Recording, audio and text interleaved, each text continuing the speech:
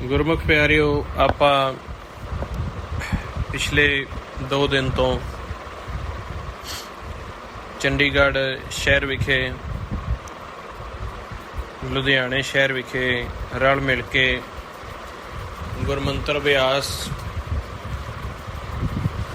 ਸਹਿਜ ਵਿੱਚ ਬੈਠਣ ਦੀਆਂ ਜੁਗਤੀਆਂ, ਸ਼ਬਦ ਦੀ ਵਿਚਾਰ ਦੀ ਪਰਪੱਕਤਾ ਕੀਤੀ। ਅੱਜ 2 ਰੋਜ਼ਾ ਸਮਾਗਮ ਤੋਂ ਬਾਅਦ ਘਰ ਵਾਪਸੀ ਹੋਈ ਹੈ। ਸਭ ਤੋਂ ਪਹਿਲਾਂ ਸਾਰੇ ਗੁਰਮੁਖਾਂ ਦਾ ਧੰਨਵਾਦ, ਜਿਨ੍ਹਾਂ ਨੇ ਸਮਾਂ ਕੱਢ ਕੇ ਗੁਰਦੁਆਰਾ ਸਾਹਿਬ ਆ ਕੇ ਲਾਹਾ ਲਿਆ, ਗਿਆਨ ਪ੍ਰਾਪਤ ਕੀਤਾ, ਧਿਆਨ ਦੀਆਂ ਕਲਾਸਾਂ ਪਰਪੱਕ ਕੀਤੀਆਂ। ਗੁਰਮੁਖ ਬਹੁਤ ਖੁਸ਼ੀ ਦੇ ਨਾਲ ਰਾਤ ਨੂੰ 12-12, 1-1 ਵਜੇ ਤੱਕ ਬੈਠ ਕੇ ਸਮਾਂ ਕੱਢ ਲੈਂਦੇ ਨੇ, ਕਿਉਂਕਿ ਉਹਨਾਂ ਨੂੰ ਪਤਾ ਹੁੰਦਾ ਹੈ ਕਿ ਜਿਹੜਾ ਕੋਈ ਮਹੀਨੇ ਵਿੱਚ 1-2 ਦਿਨ ਬਣੇ ਆ, ਇਹ ਵੀ ਬੜੇ ਔਖੇ ਬਣਦੇ ਆ ਵੀ ਇਸ ਤੋਂ ਬਾਅਦ ਫਿਰ ਸਵਾਸਾਂ ਦਾ ਧਨ ਹੈ, ਮਾਲਕ ਨੇ ਦੇਣਾ ਹੈ। ਪਤਾ ਨਹੀਂ ਸਮਾਂ ਕਦੋਂ ਬਣਦਾ ਹੈ, ਕਦੋਂ ਨਹੀਂ ਬਣਦਾ। ਅੱਜ ਕੱਲ੍ਹ ਕੁਛ ਹਾਲਾਤ ਹੀ ਐਸੇ ਨੇ। ਸੋ ਆਪ ਜੀ 'ਤੇ ਬਹੁਤ ਖੁਸ਼ੀ ਹੈ ਮਾਲਕ ਦੀ, ਜੋ ਦੋਨੋਂ ਸ਼ਹਿਰਾਂ 'ਚ ਹੀ ਆਪਾਂ ਵੱਖ-ਵੱਖ ਜਗ੍ਹਾ 'ਤੇ ਜਿਹੜੀਆਂ ਕਲਾਸਾਂ ਲਾਈਆਂ ਨੇ, ਆਪ ਸਭ ਨੇ ਲਾਹਾ ਲਿਆ। ਬਹੁਤ ਮਹਾਰਾਜ ਸੱਚੇ ਪਾਤਸ਼ਾਹ ਦੀ ਕਿਰਪਾ ਹੈ। ਧੰਨਵਾਦ ਸਾਰੀ ਸੰਗਤ ਦਾ। ਸੋ ਜਿਹੜੀ ਆਪਾਂ ਵਿਚਾਰ ਕੀਤੀ ਹੈ ਪਿਛਲੇ 2 ਦਿਨਾਂ ਦੇ ਵਿੱਚ, ਉਹ ਆਪਾਂ ਗੁਰਮੁਖੋ ਸ਼ਬਦ ਨੂੰ ਪਰਪੱਕ ਕਰਨ ਦੀ ਵਿਚਾਰ ਕੀਤੀ ਆ। ਸ਼ਬਦ ਜਿਹੜਾ ਸੂਖਮ ਦੇ ਵਿੱਚ ਚੱਲਦਾ ਹੈ, ਕਿਸ ਵਿਧ ਦੇ ਨਾਲ ਉਸ ਸ਼ਬਦ ਨੂੰ ਪਰਪੱਕ ਕੀਤਾ ਜਾਏ, ਕਿਉਂਕਿ ਸ਼ਬਦ ਤਾਂ ਬਹੁਤੇ ਜੀਵਾਂ ਦੇ ਅੰਦਰ ਚੱਲ ਪਏ ਨੇ। ਕਥਾ ਵਿਚਾਰਾਂ ਸੁਣ ਕੇ, ਸਿਮਰਨ ਕਰਕੇ ਬਹੁਤ ਸਾਰੇ ਗੁਰਮੁਖ ਐਸੇ ਆ ਜਿਨ੍ਹਾਂ ਦੇ ਅੰਦਰ ਅਨਾਹਦ ਬਾਣੀ, 5 ਸ਼ਬਦ, ਚਿੜੇ ਦਾ ਸ਼ਬਦ, ਬਿੰਡੇ ਦਾ ਸ਼ਬਦ, ਘੁੰਗਰੂ ਵਾਲੀ ਆਵਾਜ਼ ਦਾ ਸ਼ਬਦ, ਜਿਸ ਤਰ੍ਹਾਂ ਪਾਣੀ ਦੀ ਛਾਂ ਆਉਂਦੀ ਹੈ ਉਸ ਤਰੀਕੇ ਦਾ ਸ਼ਬਦ, ਬਰਸਾਤ ਦੀ ਜਿੱਦਾਂ ਆਵਾਜ਼ ਆਉਂਦੀ ਹੈ, ਹਵਾ ਦੀ ਜਿੱਦਾਂ ਆਵਾਜ਼ ਆਉਂਦੀ ਹੈ, ਢੋਲਕੀ ਦਾ ਸ਼ਬਦ, ਘੁੰਗਰੂਆਂ ਦਾ ਸ਼ਬਦ ਗੁਰਮੁਖਾਂ ਦੇ ਅੰਦਰ ਪ੍ਰਗਟ ਹੋ ਗਏ ਨੇ। ਬੜੀ ਕਿਰਪਾ ਹੋਈ ਹੈ। ਪਰ ਸ਼ਬਦ ਨੂੰ ਸੁਣਨ ਦਾ ਤਰੀਕਾ ਵਿਰਲੇ ਗੁਰਮੁਖਾਂ ਪਾਸ ਹੀ ਹੈ। ਹਜੇ ਜਿਹੜੇ ਗੁਰਮੁਖ ਆਗੂ ਉਹ ਬਣਦੇ ਆ, ਉਹ ਗੁਰਮੁਖ ਤਰੀਕਾ ਸਿੱਖ ਜਾਂਦੇ ਨੇ, ਜਿਹੜੇ ਵਾਰ-ਵਾਰ ਸੰਗਤ ਵਿੱਚ ਆ ਕੇ ਜਾਂ ਸਿੱਧਾ ਕੰਟੈਕਟ ਕਰ ਲੈਂਦੇ ਆ। ਕਿਉਂਕਿ ਇੱਕ ਵਰਬਲੀ ਸੁਣਨਾ, ਫੋਨ 'ਤੇ ਅਕਥ ਕਥਾ ਨੂੰ ਸੁਣਨਾ, YouTube 'ਤੇ ਸੁਣਨਾ, WhatsApp, Facebook 'ਤੇ, Telegram 'ਤੇ ਸੁਣਨਾ, ਇਹ ਇੱਕ ਗਿਆਨ ਪ੍ਰਾਪਤ ਹੁੰਦਾ ਹੈ। ਇਸ ਦੇ ਨਾਲ ਸਾਡਾ ਮਨ ਉਤਸ਼ਾਹ ਵਿੱਚ ਆ ਜਾਂਦਾ ਹੈ। ਕਾਫੀ ਹੱਦ ਤੱਕ ਜੀਵ ਜਿਹੜਾ ਹੈ ਉਹ ਸੁਣ ਕੇ, ਸਮਝ ਕੇ ਥੋੜ੍ਹਾ ਮੋਟਾ ਪ੍ਰੈਕਟੀਕਲ ਸ਼ੁਰੂ ਕਰ ਲੈਂਦੇ ਨੇ। ਪਰ ਜੋ ਅਸਲ ਗੱਲਬਾਤ ਬਣਦੀ ਹੈ, ਹੁਣ ਜਿਹੜੇ ਗੁਰਮੁਖ ਆਏ ਨੇ ਉਹਨਾਂ ਨੂੰ ਤਾਂ ਪਤਾ ਹੈ, ਬੈਠ ਕੇ ਫੇਸ ਟੂ ਫੇਸ ਜਦੋਂ ਫਿਰ ਬਿਠਾ ਕੇ ਉਹਨਾਂ ਨੂੰ ਪਰਪੱਕ ਕਰਾਇਆ ਜਾਂਦਾ ਹੈ, ਅਸਲ ਤਾਂ ਫਿਰ ਕਹਾਣੀ ਉੱਥੇ ਹੀ ਬਣਦੀ ਹੈ। ਇੱਕ ਬੈਠ ਕੇ ਵਿਚਾਰਾ ਕਰਨ ਦੇ ਨਾਲ ਕਾਫੀ ਸਵਾਲ ਜਵਾਬ ਵੀ ਸਾਡੇ ਸੋਲਵ ਹੋ ਜਾਂਦੇ ਆ। ਆਪਾਂ ਸ਼ਬਦ ਜਿਹੜਾ ਹੈ ਸੂਖਮ ਦੇ ਵਿੱਚ ਚੱਲਦਾ ਪਿਆ, ਉਹਨੂੰ ਸੁਣਨਾ, ਪਰਪੱਕ ਕਰਨਾ ਹੈ। ਹੁਣ ਸੁਣਨ ਦਾ ਤਰੀਕਾ ਸਭ ਤੋਂ ਪਹਿਲਾਂ ਜਿਹੜਾ ਮਹਾਰਾਜ ਸੱਚੇ ਪਾਤਸ਼ਾਹ ਨੇ ਸਾਨੂੰ ਦੱਸਿਆ ਹੈ, ਉਹ ਗੁਰਮੰਤਰ ਦੁਆਰਾ ਸੁਣਨਾ ਸ਼ੁਰੂ ਕਰਨਾ ਹੈ। ਜਿਵੇਂ ਜਿਵੇਂ ਧਿਆਨ ਦੀ ਫਿਰ ਇਕਾਗਰਤਾ ਬਣਦੀ ਜਾਏਗੀ, ਸਰੀਰ ਤੋਂ ਸੁਰਤ ਨੂੰ ਵੱਖ ਕਰਕੇ ਗੁਰਮੰਤਰ ਦੇ ਜਾਪ ਤੋਂ ਬਿਨਾਂ ਵੀ ਫਿਰ ਆਪਾਂ ਸ਼ਬਦ ਨੂੰ ਸੁਣਨਾ ਆਰੰਭ ਕਰ ਦਿਆਂਗੇ। ਜਦੋਂ ਸਾਡੀ ਦ੍ਰਿੜਤਾ ਹੋ ਜਾਏਗੀ, ਫਿਰ ਸ਼ਬਦ ਤੇ ਸੁਰਤ ਦਾ ਮਿਲਾਪ ਸਾਰਾ ਦਿਨ ਸਹਿਜ ਸੁਭਾਏ ਰਹੇਗਾ। ਹੁਣ ਪਹਿਲੇ ਪੁਆਇੰਟ ਤੇ ਤਾਂ ਅਸੀਂ ਵਾਹਿਗੁਰੂ ਸ਼ਬਦ ਉਚਾਰਨ ਕਰਕੇ ਆਪ ਦੀ ਸੁਰਤੀ ਨੂੰ ਇਕੱਠਿਆਂ ਕਰ ਲੈਣਾ ਹੈ, ਵਿਚਾਰਾਂ ਤੋਂ ਰਹਿਤ ਕਰਨਾ ਹੈ। ਉਸ ਤੋਂ ਉਪਰੰਤ ਉਹਨੂੰ ਸੁਣ ਵਿੱਚ ਲੈ ਕੇ ਜਾਣਾ ਹੈ। ਵਿਚਾਰਾਂ ਤੋਂ ਰਹਿਤ ਹੋ ਗਈ ਜਦੋਂ ਸੁਰਤ, ਤੇ ਫਿਰ ਉਸ ਤੋਂ ਬਾਅਦ ਆਪਾਂ ਸ਼ਬਦ ਸੁਣਦੇ ਹਾਂ। ਤੇ ਜਦੋਂ ਸ਼ਬਦ ਦੇ ਦੁਆਰਾ, ਸ਼ਬਦ ਨੂੰ ਗੁਰਮੰਤਰ ਦੁਆਰਾ ਤੁਸੀਂ ਸ਼ਬਦ ਨੂੰ ਸੁਣ ਕੇ ਪਰਪੱਕ ਕਰ ਲਿਆ, ਫਿਰ ਸਿੱਧਾ ਧਿਆਨ ਵਿੱਚ ਹੀ ਆਪਾਂ ਸੂਖਮ ਸ਼ਬਦ ਦੇ ਵਿੱਚ ਸੁਰਤੀ ਜੋੜ ਸਕਦੇ ਹਾਂ। ਹੁਣ ਸ਼ਬਦ ਇੱਕ ਐਸੀ ਚੀਜ਼ ਹੈ, ਇਹਨੂੰ ਗੁਰਬਾਣੀ ਦੇ ਵਿੱਚ ਭਗਤੀ ਕਿਹਾ ਗਿਆ। ਮਹਾਰਾਜ ਸੱਚੇ ਪਾਤਸ਼ਾਹ ਨੇ ਇਹ ਜੋ ਸ਼ਬਦ ਅਨਾਹਦ ਸੂਖਮ ਦੇ ਵਿੱਚ ਚੱਲਦਾ ਹੈ, ਇਹਨੂੰ ਮਹਾਰਾਜ ਨੇ ਕਿਹਾ ਹੋਇਆ ਆ, ਇਹ ਸਰੀਰ ਕੂੜ ਕੁਸਤ ਭਰਿਆ, ਗਲ ਤਾਈਂ ਪਾਪ ਕਮਾਏ। ਗੁਰਮੁਖ ਭਗਤ ਜਿਤ ਸਹਿਜ ਧੁਨ ਉਪਜੈ, ਬਿਨ ਭਗਤੀ ਮੈਲ ਨਾ ਜਾਏ। ਨਾਨਕ ਕਾਮਣ ਪਿਰੈ ਪਿਆਰੀ, ਵਿੱਚੋਂ ਆਪ ਗਵਾਏ। ਮਹਾਰਾਜ ਕਹਿੰਦੇ ਗੁਰਮੁਖ ਭਗਤ, ਗੁਰਮੁਖ ਦੀ ਭਗਤ ਕਿੱਥੋਂ ਆ? ਜਿਤ ਸਹਿਜ ਧੁਨ ਉਪਜੈ, ਜਦੋਂ ਸਹਿਜ ਧੁਨ ਪ੍ਰਗਟ ਹੋ ਜਾਂਦੀ ਹੈ, ਬਿਨ ਭਗਤੀ ਮੈਲ ਨਾ ਜਾਏ। ਤੇ ਇਸ ਭਗਤੀ ਤੋਂ ਬਿਨਾਂ ਮੈਲ ਨਹੀਂ ਜਾਂਦੀ, ਕਿਉਂਕਿ ਇਹ ਸਰੀਰ ਤਾਂ ਇੱਕ ਮਹਾਰਾਜ ਪਹਿਲੋਂ ਹੀ ਪੰਕਤੀ 'ਚ ਕਹਿੰਦੇ ਆ, ਇਹ ਸਰੀਰ ਕੂੜ ਕੁਸ਼ਤ ਭਰਿਆ, ਗਲ ਤਾਈਂ ਪਾਪ ਕਮਾਏ। ਇਹ ਗਲ ਤੱਕ ਸਾਡਾ ਤ੍ਰੈਗੁਣ ਪੂਰਾ ਲਵਾਲਵ ਭਰਿਆ ਹੋਇਆ। ਔਰ ਜਿਹੜੀ ਭਗਤੀ ਆ ਉਹ ਸਹਿਜ ਧੁੰਦੀ ਹੈ। ਸਹਿਜ ਧੁਨ ਨੂੰ ਸੁਣ ਸੁਣ ਕੇ ਸਾਡੇ ਮਨ ਦੀ ਮੈਲ ਉਤਰਦੀ ਹੈ, ਤੇ ਫਿਰ ਸਾਨੂੰ ਚਾਰੇ ਪਦਾਰਥਾਂ ਦੀ ਪ੍ਰਾਪਤੀ ਹੁੰਦੀ ਹੈ। ਸਹਿਜ ਧੁਨ ਨੂੰ ਸੁਣਨ ਦਾ ਤਰੀਕਾ ਹੈ, ਤੁਸੀਂ ਜਿਹੜੀ ਆਪਣੀ ਖੱਬੀ ਅੱਖ ਹੈ ਤੇ ਸੱਜੀ ਅੱਖ ਹੈ, ਇੱਕ ਵਿੱਚੋਂ ਵੱਧ ਦਿਖਦਾ, ਇੱਕ 'ਚੋਂ ਘੱਟ ਦਿਖਦਾ। ਇਸੇ ਤਰੀਕੇ ਜਿਹੜੀ ਆਪਣੀ ਖੱਬੀ ਸੁਰ ਹੈ, ਸੱਜੀ ਸੁਰ ਹੈ, ਇੱਕ ਵਿੱਚੋਂ ਵੱਧ ਸਵਾਸ ਚੱਲਦਾ, ਇੱਕ 'ਚੋਂ ਘੱਟ ਚੱਲਦਾ। ਇਸੇ ਤਰੀਕੇ ਜਿਹੜਾ ਆਪਣਾ ਖੱਬਾ ਕੰਨ ਹੈ ਤੇ ਸੱਜਾ ਕੰਨ ਹੈ, ਇਹਨਾਂ 'ਚੋਂ ਵੀ ਵੱਧ ਘੱਟ ਸੁਣਦਾ ਹੈ। ਇਹ ਇੰਬੈਲੈਂਸ ਹੋਇਆ ਹੋਇਆ। ਜਦੋਂ ਆਪਾਂ ਗੁਰਮੰਤਰ ਦਾ ਅਭਿਆਸ ਕਰਦੇ ਹਾਂ, ਕਦੇ ਨੋਟ ਕਰਿਓ, ਆਪਾਂ ਵਾਹਿਗੁਰੂ ਸ਼ਬਦ ਜਦੋਂ ਜਪਦੇ ਹਾਂ ਨਾ, ਉਦੋਂ ਵਾਹਿਗੁਰੂ ਸ਼ਬਦ ਦੀ ਆਵਾਜ਼ ਵੀ ਖੱਬੇ ਕੰਨ 'ਚ ਕਈ ਵਾਰੀ ਵੱਧ ਸੁਣੇਗੀ, ਸੱਜੇ 'ਚ ਘੱਟ ਸੁਣੇਗੀ, ਕਈ ਵਾਰ ਸੱਜੇ 'ਚ ਵੱਧ ਸੁਣੂ, ਖੱਬੇ 'ਚ ਘੱਟ ਸੁਣੂਗੀ। ਇੰਬੈਲੈਂਸ ਹੈ। ਗੁਰਮੰਤਰ ਸ਼ਬਦ ਦਾ ਅਭਿਆਸ ਅਸੀਂ ਇਹਨੂੰ ਬੈਲੈਂਸ ਕਰਨੇ ਆ। ਅਭਿਆਸ ਜਿਹੜੀ ਆਵਾਜ਼ ਹੁੰਦੀ ਹੈ ਗੁਰਮੰਤਰ ਦੀ ਆਵਾਜ਼ 'ਚ ਜਦੋਂ ਆਪਾਂ ਧਿਆਨ ਰੱਖ ਕੇ ਸਿਮਰਨ ਕਰਦੇ ਹਾਂ, ਇਕੱਲਾ ਆਵਾਜ਼ 'ਚ ਹੀ ਧਿਆਨ ਨਹੀਂ ਰੱਖਣਾ ਹੁੰਦਾ। ਆਵਾਜ਼ ਆਪਾਂ ਗੁਰਮੰਤਰ ਦੀ ਨੂੰ ਬੋਲਣਾ ਹੈ, ਅੱਖਾਂ ਬੰਦ ਰੱਖਣੀਆਂ ਨੇ, ਪੋਲੀਆਂ ਹੀ ਅੱਖਾਂ ਬੰਦ ਰੱਖਣੀਆਂ ਬੜੇ ਪਿਆਰ ਨਾਲ, ਔਰ ਮੁੱਖ ਨੂੰ ਉੱਪਰ ਚੁੱਕਣਾ ਹੈ, ਬਾਹਲਾ ਉੱਤੇ ਨਹੀਂ। ਜਿਵੇਂ ਸਾਹਮਣਾ ਹੁੰਦਾ ਹੈ ਤੇ 45 ਡਿਗਰੀ ਉੱਪਰ, ਭਾਵ ਕਿ 1.5-2 ਇੰਚ ਉੱਪਰ ਉਰਦ ਅਵਸਥਾ 'ਚ। ਜਦੋਂ ਗੁਰਮੰਤਰ ਉਚਾਰਨ ਕੀਤਾ, ਮੁੱਖ ਨੂੰ ਥੋੜ੍ਹਾ ਜਿਹਾ ਉੱਪਰ ਚੱਕਿਆ, ਅੱਖਾਂ ਬੰਦ ਰੱਖੀਆਂ, ਤੇ ਆਵਾਜ਼ ਆਪਾਂ ਬੋਲਦੇ ਪਏ ਹਾਂ, ਵਾਹਿਗੁਰੂ ਵਾਹਿਗੁਰੂ ਵਾਹਿਗੁਰੂ। ਇਹ ਆਵਾਜ਼ ਤਾਂ ਆਪਾਂ ਨੂੰ ਸੁਣਦੀ ਵੀ ਹੈ ਨਾ। ਧਿਆਨ ਜਿਹੜਾ ਉਹ ਸਾਹਮਣੇ, ਜਿਵੇਂ ਅੱਖਾਂ ਬੰਦ ਨੇ ਨਾ, ਦਿਖਦਾ ਨਹੀਂ, ਧਿਆਨ ਸਾਹਮਣੇ ਰੱਖਣਾ ਹੈ। ਬੜਾ ਇੱਕ ਮਹਿਸੂਸ ਹੀ ਕਰਨਾ ਹੈ, ਬਸ ਅੱਖਾਂ ਭਾਰੀਆਂ ਨਾ ਹੋਣ, ਸਿਰ ਮੱਥਾ ਨੱਕ ਕੰਨ ਭਾਰੀ ਨਾ ਹੋਣ। ਇਸ ਤਰ੍ਹਾਂ ਜਦੋਂ ਤੁਸੀਂ, ਜਿਵੇਂ ਆਪਾਂ ਇਕੱਠੇ ਵੀ ਬਹਿ ਕੇ ਸਿਮਰਨ ਕਰਦੇ ਹੁੰਦੇ ਆ ਨਾ, ਜਦੋਂ 8 10 15 20 50 ਗੁਰਮੁਖ, ਕੋਸ਼ਿਸ਼ ਇਹੀ ਕਰਿਆ ਕਰੋ ਵੀ ਨਾਲ ਵਾਲੇ ਗੁਰਮੁਖ ਜਦੋਂ ਸਿਮਰਨ ਕਰਦੇ ਹੁੰਦੇ ਨੇ ਸੰਗਤ 'ਚ, ਤੁਸੀਂ ਆਪ ਦੀ ਹੀ ਆਵਾਜ਼ ਨੂੰ ਕੰਸਨਟਰੇਟ ਕਰਿਆ ਕਰੋ, ਨਾਲ ਵਾਲਿਆਂ ਦੀ ਆਵਾਜ਼ ਨੂੰ ਕੰਸਨਟਰੇਟ ਨਾ ਕਰਿਆ ਕਰੋ। ਉਹਦੇ ਨਾਲ ਫਿਰ ਜੇ ਨਾਲ ਵਾਲੇ ਦੀ ਆਵਾਜ਼ ਨੂੰ ਆਪਾਂ ਕੰਸਨਟਰੇਟ ਕਰਾਂਗੇ, ਉਹ ਫਿਰ ਇੱਕ ਸਿਮਰਨ ਹੀ ਅਸੀਂ ਕਰਾਂਗੇ। ਤੇ ਜੇ ਧਿਆਨ ਵਿੱਚ ਜਾਣਾ, ਫਿਰ ਸਾਨੂੰ ਆਪ ਦੀ ਆਵਾਜ਼ ਕੰਸਨਟਰੇਟ ਕਰਕੇ ਵਾਹਿਗੁਰੂ ਵਾਹਿਗੁਰੂ ਵਾਹਿਗੁਰੂ ਆਪਾਂ ਇਸ ਤਰ੍ਹਾਂ ਉਚਾਰਨ ਕਰਦੇ ਹਾਂ। ਅੱਖਾਂ ਬੰਦ ਨੇ, ਮੁੱਖ ਥੋੜ੍ਹਾ ਜਿਹਾ ਉੱਪਰ ਹੈ, ਆਵਾਜ਼ ਤਾਂ ਸੁਣ ਹੀ ਰਹੀ ਹੈ, ਧੁਨ ਦੇ ਵਿੱਚ ਧਿਆਨ ਤਾਂ ਹੈ, ਸਾਹਮਣੇ ਸੁਣ ਵਿੱਚ ਵੀ ਧਿਆਨ ਰੱਖਣਾ ਹੈ। ਹੁਣ ਉਹ ਸੁਣ ਵਿੱਚ ਜਿਹੜਾ ਆਪਾਂ ਧਿਆਨ ਰੱਖਣਾ ਹੈ, ਉਹ ਅੱਖਾਂ ਨੂੰ ਭਾਰਾ ਕਰਕੇ, ਅੱਖਾਂ ਨੂੰ ਗੱਡ ਕੇ ਨਹੀਂ, ਮਤਲਬ ਆਪਾਂ ਸਾਹਮਣੇ ਦੇਖਣਾ। ਇੱਕ ਸਾਡੀ ਕੌਨਸ਼ੀਅਸਨੈਸ, ਸੁਰਤੀ ਵੀ, ਧਿਆਨ ਸਾਡਾ ਸਾਹਮਣੇ ਰਹੇਗਾ। ਇਸ ਤਰ੍ਹਾਂ ਜਦੋਂ ਇਸ ਵਿਧੀ ਦੇ ਨਾਲ ਤੁਸੀਂ ਗੁਰਮੰਤਰ ਦਾ ਅਭਿਆਸ ਕਰੋਗੇ, ਸਿਮਰਨ ਕਰੋਗੇ ਨਾ, ਤੁਹਾਡਾ ਸਹਿਜ ਸੁਭਾਏ ਹੀ ਸੁਰਾਂ ਦਾ ਵੀ, ਨੱਕ ਦਾ ਵੀ, ਇਹਦਾ ਅੱਖਾਂ ਦਾ ਵੀ, ਕੰਨਾਂ ਦਾ ਵੀ ਬੈਲੈਂਸ ਆਪਣੇ ਆਪ ਬਰਾਬਰ ਹੋ ਜਾਏਗਾ। ਕਰੀਬਨ 20 ਮਿੰਟ ਤੋਂ ਬਾਅਦ ਤੁਹਾਨੂੰ ਲੱਗਣ ਲੱਗ ਜਾਏਗਾ ਵੀ ਮੇਰੇ ਕੰਨਾਂ 'ਚ ਬਰਾਬਰ ਆਵਾਜ਼ ਜਾ ਰਹੀ ਹੈ। ਪਾਉਣ ਦਾ ਵੇਗ ਵੀ ਸਹਿਜ ਹੋ ਜਾਊਗਾ। ਜਿਵੇਂ ਪਾਉਣ ਪਹਿਲੋਂ ਆਪਦੀ ਤੀਬਰਤਾ ਦੇ ਨਾਲ ਚੱਲਦੀ ਹੈ, ਜਦੋਂ ਤੁਸੀਂ ਧੁਨ ਵਿੱਚ ਧਿਆਨ, ਸੁਣ ਵਿੱਚ ਧਿਆਨ ਰੱਖ ਕੇ ਸਿਮਰਨ ਕਰਦੇ ਹੋ, ਪਾਉਣ ਦਾ ਵੇਗ ਵੀ ਸਹਿਜ ਹੋ ਜਾਊਗਾ। ਤੇ ਨੇਤਰਾਂ ਦੇ ਵਿੱਚੋਂ ਵੀ ਸੁਰਤੀ ਨਿਕਲ ਕੇ ਸੁਣ 'ਚ ਆ ਜਾਊਗੀ। ਤੇ ਨੇਤਰ ਜਦੋਂ ਨੇਤਰਾਂ ਦੇ ਵਿੱਚੋਂ ਸੁਰਤੀ ਨਿਕਲ ਜਾਂਦੀ ਹੈ, ਚਾਹੇ ਸਮਦ੍ਰਿਸ਼ਟੀ 'ਚ ਹੀ ਨਿਕਲੇ, ਭਾਵ ਇੱਕ ਤਾਂ ਇੱਕ ਚਿੱਤ ਹੋ ਕੇ ਸੁਰਤ ਨਿਕਲ ਜਾਣੀ ਨੇਤਰਾਂ 'ਚੋਂ। ਜਿਵੇਂ ਰਾਤ ਨੂੰ ਆਪਾਂ ਸੁਪਨਾ ਦੇਖਦੇ ਹਾਂ, ਇੱਕ ਚਿੱਤ ਹੋ ਕੇ ਅਸੀਂ ਇਹਨਾਂ ਨੇਤਰਾਂ ਤੋਂ ਪਰੇ ਹੋ ਜਾਂਦੇ ਹਾਂ। ਇੱਕ ਸਮਦ੍ਰਿਸ਼ਟੀ ਵਿੱਚ, ਮਤਲਬ ਸਿਮਰਨ ਕਰਦਿਆਂ ਜਦੋਂ ਵਿਚਾਰ ਰੁਕ ਗਏ, ਬਿਲਕੁਲ ਮਨ ਸਹਿਜ ਹੋ ਗਿਆ, ਉਦੋਂ ਵੀ ਨੇਤਰਾਂ 'ਚੋਂ ਸੁਰਤੀ ਨਿਕਲ ਜਾਂਦੀ ਆ। ਸ਼ਬਦ ਦੀ ਧੁਨ ਵਿੱਚ ਧਿਆਨ ਲਾ ਕੇ ਤੇ ਸਹਿਜ ਸੁਭਾਏ ਅਸੀਂ ਸਮਦ੍ਰਿਸ਼ਟ ਹੋ ਜਾਂਦੇ ਹਾਂ, ਤੇ ਸਾਡੇ ਨੇਤਰ ਬਰਾਬਰ ਹੋ ਜਾਂਦੇ ਆ ਆਪਣੇ ਆਪ ਹੀ।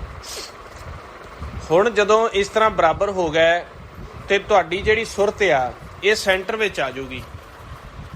ਜਿਵੇਂ ਸੈਂਟਰ ਕਿੱਥੇ ਬਣਦਾ ਸਾਡੇ ਉੱਪਰ ਮਨ ਦਾ ਸੈਂਟਰ ਬਣਦਾ ਜਿੱਥੇ ਇੱਕ ਆਪਣੀ ਐਨਕ ਜਦੋਂ ਆਪਾਂ ਲਾਉਣੇ ਆ, ਐਨਕ ਨੱਕ ਤੇ ਟਿਕਦੀ ਆ ਨਾ, ਐਨਕ ਦੀ ਟੇਕ ਹੈ ਜਿੱਥੇ ਜਿੱਥੇ ਐਨਕ ਟਿਕ ਜਾਂਦੀ ਹੈ, ਇਸ ਤੋਂ ਹਲਕਾ ਜਿਹਾ ਉੱਪਰ ਇੱਥੇ ਸੈਂਟਰ 'ਚ ਸੁਰਤ ਆ ਜਾਂਦੀ ਏ, ਸਹਿਜ ਸੁਭਾਏ ਆਪਣੇ ਆਪ, ਜਿਹਨੂੰ ਮਾਰੇ ਕਹਿੰਦੇ ਸੁਣੀਏ ਲਾਗੈ ਸਹਿਜ ਧਿਆਨ। ਜਦੋਂ ਸ਼ਬਦ ਦੀ ਆਵਾਜ਼ ਨੂੰ ਸੁਣੋਗੇ ਸਹਿਜ ਦੇ ਦਰ ਦੇ ਉੱਪਰ ਆ ਜਾਂਦੀ ਹੈ ਸੁਰਤੀ। ਸੁਰਤ ਇੱਥੇ ਆ ਗਈ, ਇੱਥੇ ਫਿਰ ਤੁਸੀਂ ਗੁਰਮੰਤਰ ਕਰਕੇ ਜਦੋਂ ਸਹਿਜ ਸੁਭਾਏ ਸੁਰਤੀ ਇੱਥੇ ਆ ਜਾਂਦੀ ਏ, ਇਹਦੇ ਲਈ ਬੜੀ ਇੱਕ ਬਰੀਕੀ ਦੀ ਲੋੜ ਹੈ। ਹੁਣ ਜਿਹੜੇ ਗੁਰਮੁਖ ਅਭਿਆਸ ਕਰਦੇ ਨੇ, ਆਪਾਂ ਸੀਰੀਅਸ ਹੋ ਕੇ ਅਭਿਆਸ ਨਹੀਂ ਕਰਦੇ, ਪੂਰਾ ਪ੍ਰੈਕਟੀਕਲ ਸਮਝ ਕੇ ਅਭਿਆਸ ਨਹੀਂ ਕਰਦੇ, ਉਹ ਫਿਰ ਗੁਰਮੁਖ ਕਦੇ ਵਿੱਚੋਂ ਅੱਖਾਂ ਖੋਲ੍ਹ ਲੈਂਦੇ ਆ, ਕਦੇ ਸਰੀਰ ਨੂੰ ਹਿਲਾਈ ਜਾਂਦੇ ਆ, ਕਦੇ ਲੱਤਾਂ ਖੋਲ੍ਹ ਲੀਆਂ, ਕਦੇ ਬੰਦ ਕਰ ਲੀਆਂ, ਮਤਲਬ ਕਿ ਇੱਕ ਟਾਈਮਿੰਗ ਨੂੰ ਪੂਰਾ ਕਰਦੇ ਆ। ਉਹ ਫਿਰ ਉਹਨਾਂ ਦਾ ਨਹੀਂ ਧਿਆਨ ਲੱਗਦਾ, ਉਹਦਾ ਸਰੀਰ ਨੂੰ ਵਾਰ-ਵਾਰ ਭਾਰਾ ਕਰੀ ਜਾਂਦੇ ਆ ਹਿਲਾ ਕੇ। ਅਸੀਂ ਜਦੋਂ ਸ਼ਬਦ ਦਾ ਅਭਿਆਸ ਸ਼ੁਰੂ ਕਰਨਾ ਹੈ, ਸ਼ੁਰੂ 'ਚ ਹੀ ਐਵੇਂ ਦਾ ਆਸਨ ਲਾ ਲੈਣਾ। ਕਈ ਵਾਰੀ ਕਈ ਗੁਰਮੁਖਾਂ ਤੋਂ ਚੌਂਕੜੀ ਨਹੀਂ ਲੱਗਦੀ, ਸਰੀਰ ਭਾਰਾ ਹੁੰਦਾ ਹੈ ਜਾਂ ਕੋਈ ਸਰੀਰ 'ਚ ਕੋਈ ਰੋਗ ਹੁੰਦਾ ਹੈ ਜਾਂ ਲੱਤਾਂ ਦਰਦ ਕਰਦੀਆਂ ਨੇ, ਅਤੇ ਅਸੀਂ ਸ਼ੁਰੂ 'ਚ ਹੀ ਇਹੋ ਜਿਹਾ ਆਸਨ ਲਾਉਣਾ ਹੈ ਵੀ ਸਾਨੂੰ ਵਾਰ-ਵਾਰ ਸਰੀਰ ਦਾ ਆਸਨ ਹਿਲਾਉਣ ਦੀ ਲੋੜ ਨਾ ਪਵੇ। ਹੁਣ ਸ਼ੁਰੂ 'ਚ ਆਪਾਂ ਘੁੱਟ ਕੇ ਲੱਤਾਂ ਦਾ ਆਸਨ ਲਾ ਲਈਏ, ਫਿਰ ਦਿਲ ਕਰੇ ਵੀ ਹੁਣ ਲੱਤਾਂ ਥੋੜ੍ਹੀਆਂ ਜਿਹੀਆਂ ਖੋਲ੍ਹੀਏ, ਜੇ ਪਹਿਲਾਂ ਖੋਲ੍ਹ ਲੀਆਂ ਫਿਰ ਵਿੱਚੋਂ ਟਾਈਟ ਕਰ ਲੀਆਂ, ਐਵੇਂ ਦੇ ਆਸਨ 'ਚ ਬੈਠੋ ਵੀ ਤੁਹਾਨੂੰ ਵਾਰ-ਵਾਰ ਬੋਡੀ ਹਿਲਾਉਣ ਦੀ ਲੋੜ ਨਾ ਪਵੇ, ਕਿਉਂਕਿ ਤੁਸੀਂ ਆਪ ਦੀ ਮਰਜ਼ੀ ਦੇ ਨਾਲ ਆਪ ਦੀ ਬੋਡੀ ਨੂੰ ਛੱਡਣ ਲੱਗੇ ਆ, ਅਤੇ ਉਹਦੇ ਲਈ ਬੋਡੀ ਦਾ ਰਿਲੈਕਸ ਹੋਣਾ ਬਹੁਤ ਜ਼ਰੂਰੀ ਆ। ਜੇ ਹੁਣ ਤੁਸੀਂ ਵਾਰ-ਵਾਰ ਹਿੱਲੀ ਜਾਣਾ, ਸਰੀਰ ਦੀ ਹਰਕਤ ਕਰੀ ਜਾਣੀ ਆ, ਫਿਰ ਤੁਸੀਂ ਕਹਿੰਦੇ ਆ ਵੀ ਸਿਮਰਨ ਕਰਦੇ ਆ ਸਾਡਾ ਤਾਂ ਸਿਰ ਭਾਰਾ ਹੋ ਜਾਂਦਾ ਹੈ, ਸਾਡੇ ਤਾਂ ਵਿਚਾਰ ਨਹੀਂ ਰੁਕਦੇ ਜੀ, ਸਾਡਾ ਤਾਂ ਖੇਲ ਚੱਲਦਾ ਨਹੀਂ ਜੀ। ਉਹ ਕਿਉਂਕਿ ਛੋਟੀਆਂ-ਛੋਟੀਆਂ ਬਰੀਕੀ ਦੇ ਵਿੱਚ ਅਸੀਂ ਗਲਤੀਆਂ ਕਰਦੇ ਹਾਂ। ਕਈ ਗੁਰਮੁਖ ਸਿਮਰਨ ਕਰਦੇ ਆ, ਅੱਖਾਂ ਨੂੰ ਘੁਮਾਈ ਜਾਂਦੇ ਆ, ਸਿਮਰਨ ਕਰਦੇ ਆ ਨਾ, ਇੱਕ ਖੁਮਾਰੀ ਜੀ ਚੜ੍ਹਦੀ ਹੈ, ਉਹ ਅੱਖਾਂ ਨੂੰ ਘੁਮਾਉਣਗੇ, ਡੇਲੇ ਘੁਮਾਉਣਗੇ, ਅੱਖਾਂ ਨੂੰ ਕਦੇ ਜ਼ੋਰ ਦੀ ਮਤਲਬ ਕਿ ਭੀਚ ਕੇ ਬੰਦ ਕਰ ਲੈਂਦੇ ਆ, ਕਦੇ ਫਿਰ ਢਿੱਲੀਆਂ ਛੱਡ ਦਿੰਦੇ ਆ, ਫਿਰ ਅੱਖਾਂ ਖੱਬੇ ਸੱਜੇ ਘੁਮਾਉਣ ਲੱਗ ਜਾਂਦੇ ਆ, ਕਦੇ ਨੱਕ ਜਿਹਾ ਦੇ ਵਿੱਚੋਂ ਸਵਾਸ ਜਿਹਾ ਖਿੱਚੀ ਜਾਣਗੇ, ਕਦੇ ਗਲਾ ਸਾਫ਼ ਕਰੀ ਜਾਣਗੇ। ਸਿਮਰਨ ਕਰਦੇ ਆ 10 ਮਿੰਟ ਸਿਮਰਨ ਕੀਤਾ ਬਸ ਐਂ ਕਰੀ ਜਾਣਗੇ। ਉਹ ਗਿਆਨ ਇੰਦਰੀਆਂ 'ਚੋਂ ਰਿਲੈਕਸੇਸ਼ਨ ਤਾਂ ਹੁੰਦੀ ਨਹੀਂ ਪਈ। ਜੇ ਤੁਹਾਨੂੰ ਸਿਮਰਨ ਕਰਦਿਆਂ ਕਦੇ ਗਲੇ 'ਚ ਪ੍ਰੋਬਲਮ ਆ ਗਈ, ਕਦੇ ਖਾਰਸ਼ ਦੀ ਪ੍ਰੋਬਲਮ ਆ ਗਈ, ਜਾਂ ਤੁਹਾਡੇ ਕੋਈ ਨੱਕ 'ਚ ਪ੍ਰੋਬਲਮ ਆ ਗਈ, ਜਾਂ ਚੌਂਕੜੇ 'ਚ ਪ੍ਰੋਬਲਮ ਆ ਗਈ, ਇਹ ਨਿਸ਼ਾਨੀ ਹੈ ਤੁਹਾਡਾ ਸਿਮਰਨ ਪਰਪੱਖ ਨਹੀਂ ਅਜੇਗਾ, ਤਾਂ ਤੁਸੀਂ ਧਿਆਨ ਦੇ ਵਿੱਚ ਬੈਠਣ ਦੇ ਯੋਗ ਨਹੀਂ। ਤਾਂ ਫਿਰ ਕੀ ਕਰੀਏ ਜੇ ਇਸ ਤਰ੍ਹਾਂ ਦੀਆਂ ਪ੍ਰੋਬਲਮਸ ਆਉਂਦੀਆਂ ਨੇ? ਪਹਿਲਾਂ ਤੁਸੀਂ ਦਿਨ ਰਾਤ ਸਿਮਰਨ ਕਰੋ, ਫਿਰ ਸ਼ਬਦ ਸੁਣਨ ਦਾ ਲਾਲਚ ਨਾ ਕਰੋ। 8-8 10-10 ਘੰਟੇ ਇੱਕ ਹਫ਼ਤੇ 'ਚ ਸਿਮਰਨ ਕਰ ਲਓ। 7 ਘੰਟੇ 6 ਘੰਟੇ ਤੋਂ ਪਲੱਸ ਸਿਮਰਨ ਹਰ ਰੋਜ਼ ਕਰੋ, ਉੱਠਦੇ ਬਹਿੰਦੇ ਤੁਰਦੇ ਫਿਰਦੇ। ਇੱਕ ਹਫ਼ਤਾ ਕਰ ਲਓ, ਤੁਹਾਨੂੰ ਸਿਮਰਨ ਕਰਦਿਆਂ ਉਬਾਸੀਆਂ ਆਉਣੀਆਂ ਵੀ ਬੰਦ ਹੋ ਜਾਣਗੀਆਂ, ਅੱਖਾਂ 'ਚੋਂ ਪਾਣੀ ਆਉਣਾ ਵੀ ਬੰਦ ਹੋ ਜਾਊਗਾ, ਜਿਹੜੀਆਂ ਗਲੇ ਜੇ ਸਾਫ਼ ਕਰਦੇ ਹੋ ਇਹ ਵੀ ਸਾਫ਼ ਹੋ ਜਾਣਗੇ, ਅੱਖਾਂ ਉੱਖਾਂ ਦੀਆਂ ਜਿਹੜੀਆਂ ਹਲਾਉਂਦੇ ਹੋ, ਕਿਉਂਕਿ ਖੁਸ਼ਕੀ ਇੰਨੀ ਹੈ, ਗੰਦਗੀ ਰੋਮਾਂ ਵਿੱਚ ਵੜੀ ਪਈ ਹੈ, ਕਾਲ ਦਾ ਜਾਲ ਪਰਪੱਖ ਹੋਇਆ ਪਿਆ, ਭਵਜਲ ਦੇ ਵਿੱਚ ਰਹਿਣ ਦੀ ਆਦਤ ਪੈ ਗਈ ਆ, ਖੂਹ ਦੇ ਵਿੱਚ ਰਹਿਣ ਦੀ ਆਦਤ ਪੈ ਗਈ ਆ। ਉਹ ਥੋੜ੍ਹਾ ਘਣਾ ਜਦੋਂ ਆਨੰਦ ਜਿਹਾ ਬਣਦਾ ਹੈ ਅਤੇ ਉਹ ਮਤਲਬ ਕਿ ਮਨ ਉੱਥੇ ਹੀ ਖ਼ਤਮ ਕਰ ਲੈਂਦਾ। ਸੋ ਸਿਮਰਨ ਦੇ ਲਈ ਪਹਿਲਾਂ ਸਾਫ਼ ਹੋ ਜਾਓ। ਧਿਆਨ ਵਿੱਚ ਤਾਂ ਉਦੋਂ ਤੁਸੀਂ ਬੈਠੋਗੇ ਨਾ ਬਿਲਕੁਲ ਜਦੋਂ ਤੁਹਾਡੀ ਸੁਰਤੀ ਇਕਾਗਰ ਹੋਊਗੀ। ਹੁਣ ਇੱਕ ਜੀਵ ਜਿਹੜਾ ਅੱਧਾ ਪੌਣਾ ਘੰਟਾ ਅਭਿਆਸ ਕਰਦਾ, ਉਹਦਾ ਧਿਆਨ ਕਿਉਂ ਨਹੀਂ ਲੱਗਦਾ? ਸੁਰਤੀ ਤਾਂ ਭਵਜਲ 'ਚੋਂ ਬਾਹਰ ਆਉਂਦੀ ਨਹੀਂ। ਨਾ ਉਹਨੂੰ ਪਤਾ ਹੈ ਵੀ 8 ਘੰਟੇ ਅਭਿਆਸ ਕਰਨ ਦਾ ਕੀ ਆਨੰਦ ਹੈ, ਕੀ ਅਵਸਥਾ ਬਣਦੀ, ਉਹਨੂੰ ਇਹ ਚੀਜ਼ ਵੀ ਨਹੀਂ ਪਤਾ। ਇੱਕ ਉਹ ਪੰਜਾਂ ਦੇ ਤੋਂ ਜਾਂ ਆਪਦੇ ਮਨ ਤੋਂ ਹੀ ਡਰੀ ਜਾਂਦਾ ਵੀ ਕੌਣ 8 ਘੰਟੇ ਕਰੂਗਾ, 8 ਤਾਂ ਹੁਣ ਹੋ ਹੀ ਨਹੀਂ ਸਕਦਾ ਜੀ, ਸਾਡਾ ਤਾਂ ਟਾਈਮ ਹੀ ਹੈ ਨਹੀਂ ਜੀ। ਆਪ ਦਾ ਦਾਅਵਾ ਵੀ ਪੇਸ਼ ਕਰਦਾ, ਉਹ ਤਾਂ ਫਿਰ ਹਜੇ ਆਪ ਦਾ ਆਪਾ ਹੀ ਨਹੀਂ ਹੁੰਦਾ ਨਿਕਲਿਆ। ਉਹ ਤਾਂ ਇੱਕ ਵੈਸੇ ਸੋਚਦਾ ਕਿ ਜਿਵੇਂ ਆਪਾਂ ਪੁਰਾਣੇ ਬਜ਼ੁਰਗ ਕਹਿੰਦੇ ਹੁੰਦੇ ਸੀ ਵੀ ਖੇਤੀ ਵਾਲਿਆਂ ਨੂੰ, ਵੀ ਜਿਨ੍ਹਾਂ ਦੀ ਖੇਤੀ ਹੈ ਨਾ, ਜਿੰਨਾ ਦੇਰ ਤੱਕ ਸਾਈਡ ਬਿਜ਼ਨਸ ਨਾ ਕੋਈ ਹੋਵੇ ਵੀ ਉਨੀ ਦੇਰ ਤੱਕ ਘਰ ਦਾ ਖਰਚਾ ਨਹੀਂ ਚੱਲਦਾ। ਉਹ ਤਾਂ ਇੱਕ ਮਤਲਬ ਇਸ ਤਰ੍ਹਾਂ ਦੇ ਗੁਰਮੁਖ ਸਾਈਡ ਬਿਜ਼ਨਸ ਕਰਦੇ ਨੇ ਵੀ ਕੰਮ ਵੀ ਕਰੀ ਚੱਲੀਏ, ਨਾਲ ਮਾੜਾ ਮੋਟਾ ਕਥਾ ਆ ਸੁਣ ਕੇ ਅੱਧਾ ਪੌਣਾ ਘੰਟਾ ਕਰਕੇ ਦੇਖ ਲਾਂਗੇ, ਕੀ ਪਤਾ ਆਪਣੇ 'ਤੇ ਵੀ ਕਿਰਪਾ ਹੋ ਜੇ। ਪਰ ਇਹ ਤਾਂ ਇੱਕ ਪੂਰਾ ਵੇ ਆ, ਫਿਰ ਤੁਹਾਡੀ ਸੁਰਤੀ ਗਾਂਹ ਚੱਲਣੀ ਹੈ। ਸੋ ਇਸ ਤਰ੍ਹਾਂ ਜਦੋਂ ਤੁਸੀਂ ਪਹਿਲੋਂ ਗੁਰਮੰਤਰ ਦੇ ਸ਼ਬਦ ਦੀ ਹਨੇਰੀ ਲਿਆ ਕੇ ਸਰੀਰ ਨੂੰ ਸਾਫ਼ ਕਰ ਲਿਆ, ਉਸ ਤੋਂ ਬਾਅਦ ਜਦੋਂ ਤੁਸੀਂ ਅਭਿਆਸ ਕਰਨਾ ਹੈ ਅਭਿਆਸ ਕਰਦੇ ਕਰਦੇ ਫਿਰ ਤੁਸੀਂ ਜਿਵੇਂ ਤੁਹਾਨੂੰ ਤਰੀਕਾ ਦੱਸਿਆ, ਅੱਖਾਂ ਬੰਦ ਕਰਕੇ ਮੁੱਖ ਉੱਪਰ ਚੱਕ ਕੇ ਸਿਮਰਨ ਕਰਕੇ ਫਿਰ ਤੁਸੀਂ ਆਪਦੇ ਪਹਿਲੋਂ ਹੌਲੀ ਹੌਲੀ 20 ਮਿੰਟ ਅੱਧਾ ਘੰਟਾ ਸਿਮਰਨ ਕਰੋ। ਤੁਹਾਡਾ ਸਾਰਾ ਮਨ ਇੱਥੇ ਜਿਹੜਾ ਦਰ 'ਤੇ ਆ ਜਾਊਗਾ, ਸਹਿਜ 'ਚ ਆ ਜਾਊਗਾ। ਇੱਥੇ ਤੁਹਾਨੂੰ ਜਦੋਂ ਸਹਿਜ ਦੇ ਵਿੱਚ ਆ ਗਿਆ, ਹਲਕੀ ਜੀ ਤੁਹਾਡੇ ਸਰੀਰ ਦੇ ਵਿੱਚ ਇੱਕ ਗਰਮੈਸ਼ ਬਣਨੀ ਹੈ, ਆਨੰਦ ਬਣਨਾ ਹੈ। ਫਿਰ ਇੱਥੋਂ ਅਨਹਦ ਸ਼ਬਦ ਸੁਣੋ ਜਿਹੜਾ ਤੁਹਾਡੇ ਅੰਦਰ ਚੱਲਦਾ, ਉਹਦੇ ਵਿੱਚ ਮਨ ਲੱਗ ਜਾਏਗਾ। ਫਿਰ ਜਦੋਂ ਤੁਸੀਂ ਉਹ ਜਿਹੜਾ ਇੱਕ ਸ਼ਬਦ ਚੱਲਦਾ ਹੈ ਉਹਦੇ ਵਿੱਚ ਸੁਰਤੀ ਲਗਾਓਗੇ, ਉਹਦੇ ਨਾਲ ਹੋਰ ਵੀ ਤੁਹਾਨੂੰ ਅੰਦਰੋਂ ਆਵਾਜ਼ਾਂ ਸ਼ੁਰੂ ਹੋ ਜਾਣਗੀਆਂ, ਪਰ ਤੁਸੀਂ ਕੰਸਨਟ੍ਰੇਸ਼ਨ ਉਸੇ ਇੱਕ ਸ਼ਬਦ 'ਤੇ ਹੀ ਰੱਖਣੀ ਹੈ। ਉਹਦੇ ਦੁਆਰਾ ਦੂਜੀਆਂ ਆਵਾਜ਼ਾਂ ਸੁਣ ਸਕਦੇ ਹੋ, ਉਹ ਆਪਣੇ ਆਪ ਸੁਣਨਗੀਆਂ ਖੱਬਿਓਂ ਸੱਜਿਓਂ। ਔਰ ਜੇ ਫਿਰ ਤੁਹਾਨੂੰ 5 ਮਿੰਟ ਸ਼ਬਦ ਸੁਣ ਕੇ ਫਿਰ ਤੁਹਾਨੂੰ ਵਿਚਾਰ ਚੱਲ ਪੈਂਦੇ ਆ ਜਾਂ ਨੀਂਦ ਆ ਜਾਂਦੀ ਹੈ, ਇਹ ਵੀ ਤੁਹਾਡਾ ਸ਼ਬਦ ਪ੍ਰਪੱਖ ਨਹੀਂ ਹੈਗਾ।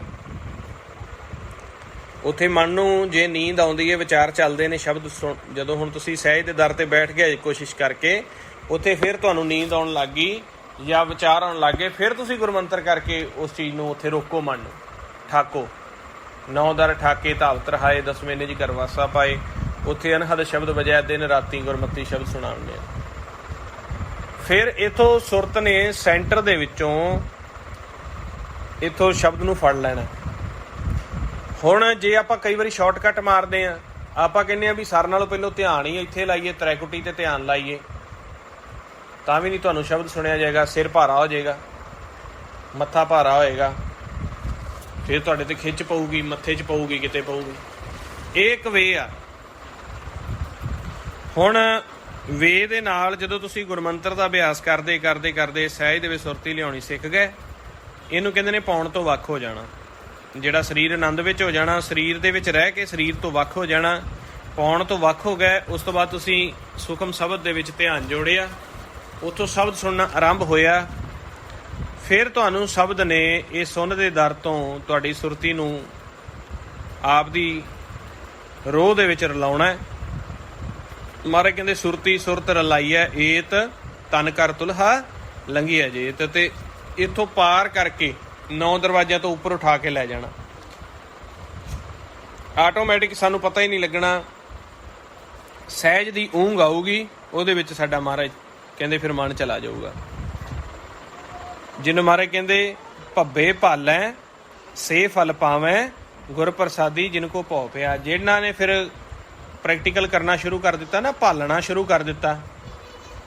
ਹੁਣ ਕਿੱਥੇ ਭਾਲਣਾ ਸ਼ੁਰੂ ਕੀਤਾ? ਮਾਲਕ ਦੇ ਦਰ ਦੇ ਵਿੱਚ ਆ ਕੇ, ਮਾਲਕ ਦੇ ਪਿਆਰ ਵਿੱਚ ਆ ਕੇ, ਭਉ ਵਿੱਚ ਆ ਕੇ।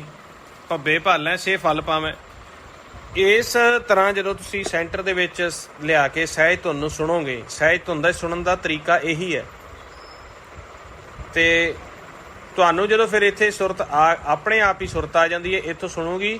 ਫਿਰ ਤੁਸੀਂ ਸ਼ਬਦ ਸੁਣਨਾ ਕਿੱਥੇ ਧਿਆਨ ਰੱਖ ਕੇ ਆ ਜਿਹੜੇ ਸਾਡੇ ਕੰਨਾਂ ਦੇ ਸੈਂਟਰ ਵਿੱਚ, ਕੰਨਾਂ ਦੇ ਵਿੱਚ ਧਿਆਨ ਰੱਖ ਕੇ ਪਹਿਲਾਂ ਸ਼ਬਦ ਸੁਣਨਾ ਆਰੰਭ ਕਰਨਾ ਹੈ। ਵੀ ਜਿਵੇਂ ਕਈ ਗੁਰਮੁਖਾਂ ਦੇ ਖੱਬੇ ਕੰਨ 'ਚ ਆਵਾਜ਼ ਚੱਲਦੀ ਆ, ਕਈਆਂ ਦੇ ਸੱਜੇ ਵਿੱਚ ਚੱਲਦੀ ਆ। ਆਪਾਂ ਜਦੋਂ ਪਹਿਲੀ ਸਟੇਜ 'ਤੇ ਸ਼ਬਦ ਸੁਣਨਾ ਆਰੰਭ ਕਰਨਾ ਹੈ, ਆਪ ਦੀ ਸੁਰਤੀ ਨੂੰ ਕੰਨਾਂ ਦੀ ਡੂੰਘ ਵਿੱਚ ਲੈ ਜਾਣਾ। ਕੰਨਾਂ ਦਾ ਪਰਦਾ ਹੈ ਅੰਦਰਲੇ ਪਾਸੇ ਲੈ ਜਾਣਾ। ਤੁਹਾਡੀ ਸੁਰਤੀ ਇੱਥੇ ਆ ਜਾਏਗੀ ਜਿਵੇਂ ਜਿੱਥੇ ਬੀਬੀਆਂ ਵਾਲੀਆਂ ਪਾਉਂਦੀਆਂ ਨੇ ਨਾ, ਵਾਲੀਆਂ ਲਮਕਦੀਆਂ ਨੇ, ਕੰਨ ਦੀਆਂ ਕਰੂੰਬਲਾਂ ਆ ਥੱਲੇ, ਕੰਨ ਦਾ ਇੱਕ ਪੋਲਾ ਮਾਸ ਹੈ, ਤੇ ਮਾਸ ਦੇ ਥੱਲੇ ਕਿ ਜੀ ਇੱਥੇ ਕਿ ਜੀ ਸੁਰਤੀ ਆ ਜਾਏਗੀ ਜਿੱਥੇ ਵਾਲੀ ਲਮਕਦੀ ਹੁੰਦੀ। ਜੇ ਆਪਾਂ ਕਹੀਏ ਜਿਹੜੀ ਤੁਹਾਡੀ ਜਬਾੜੇ ਦੀ ਥੱਲੜੀ ਜਾੜ ਆ, ਜਾੜਾਂ ਨੇ ਨਾ ਆਪਣੀਆਂ ਥੱਲੜੀਆਂ ਜਬਾੜੇ ਦੀਆਂ, ਇਹ ਜਾੜਾਂ ਦੇ ਪਿਛਲੇ ਪਾਸੇ ਚਲੀ ਜਾਏਗੀ ਸੁਰਤੀ, ਕੰਨਾਂ ਦੀ ਡੂੰਘਾਈ 'ਚ ਆ ਜਾਏਗੀ। ਕੰਨ ਜਿਹੜਾ ਹੈ ਇਹ ਜਿਹੜੀ ਉੱਪਰਲੀ ਤੇ ਥੱਲੜੀ ਜਾੜ ਹੈ, ਇੱਥੋਂ ਤੱਕ ਇਹਦੀ ਪੈਪ ਆਉਂਦੀ ਹੈ ਕੰਨ ਦੀ। ਸੋ ਜਿੱਥੇ ਸਾਡਾ ਜਬਾੜਾ ਮੁੱਕਦਾ ਹੈ ਪਿੱਛੇ ਜਾ ਕੇ, ਕੰਨ ਦੀਆਂ ਕਰੂੰਬਲਾਂ ਲਮਕਦੀਆਂ ਪਈਆਂ ਨੇ, ਜਿੱਥੇ ਬੀਬੀਆਂ ਵਾਲੀ ਪਾਉਂਦੀ ਹੈ, ਵਾਲੀ ਲਮਕਦੀ ਹੈ, ਜਬਾੜਾ ਪਿੱਛੇ ਮੁੱਕ ਗਿਆ। ਟੌਂਸਲਾਂ ਦੇ ਉੱਪਰਲੇ ਪਾਸੇ ਇੱਥੇ ਸੁਰਤ ਆ ਜਾਏਗੀ ਤੁਹਾਡੀ। ਇੱਥੋਂ ਸ਼ਬਦ ਸੁਣੇਗਾ ਡੂੰਘਾਈ 'ਚੋਂ। ਇਸ ਡੂੰਘਾਈ 'ਚੋਂ, ਇਸ ਪਤਾਲ ਦੇ ਵਿੱਚੋਂ ਜਦੋਂ ਸ਼ਬਦ ਦੀ ਆਵਾਜ਼ ਸੁਣੇਗੀ, ਇੱਥੋਂ ਸ਼ਬਦ ਦੀ ਆਵਾਜ਼ ਸੁਣੇਗੀ, ਇੱਥੋਂ ਉੱਠ ਕੇ ਤੇ ਫਿਰ ਉਹ ਆਪਣੇ ਆਪ ਤੁਹਾਨੂੰ ਲੈ ਕੇ ਜਾਊਗਾ। ਅਗਲਾ ਫਿਰ ਤੁਸੀਂ ਮੈਨੂੰ ਆਪ ਦੱਸਣਾ ਵੀ ਇੱਥੋਂ ਸ਼ਬਦ ਨੇ ਜਦੋਂ ਚੱਕਿਆ ਤੇ ਕਿਹੜੇ ਪਾਸੇ ਲੈ ਕੇ ਗਿਆ।